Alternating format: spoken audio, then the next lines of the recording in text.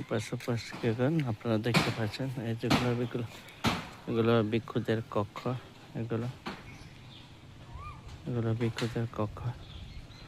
আসলে এক একটি কক্ষ, অনেকগুলো কক্ষ রয়েছে। এটি সেই অতীশ দীপঙ্কর জন্মপীঠার মধ্যে একটা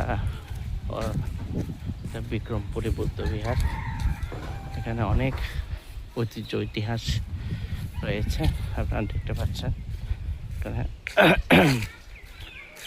এটা আসলে এক সময় মাটির নিচে ছিল, এগুলো পরবর্তীক্রমে আস্তে আস্তে এগুলো কার্টন করা হয়েছে। আপনারা দেখতে পাচ্ছেন অনেকগুলো। এই যে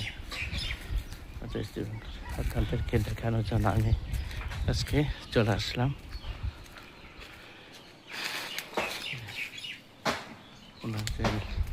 লেখাগুলো, গাছপালাগুলো, এখানে সরকারিভাবে অনেক ওষুধি গাছ রোপণ করা হয়েছে।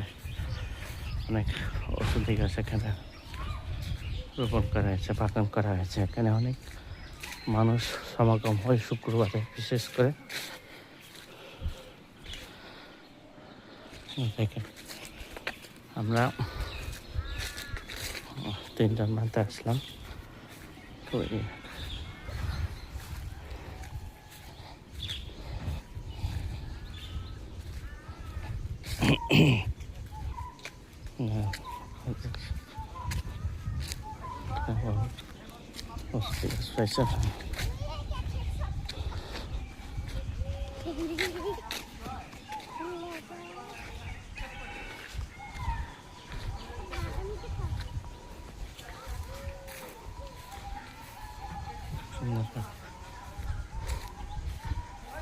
ঠিক আছে।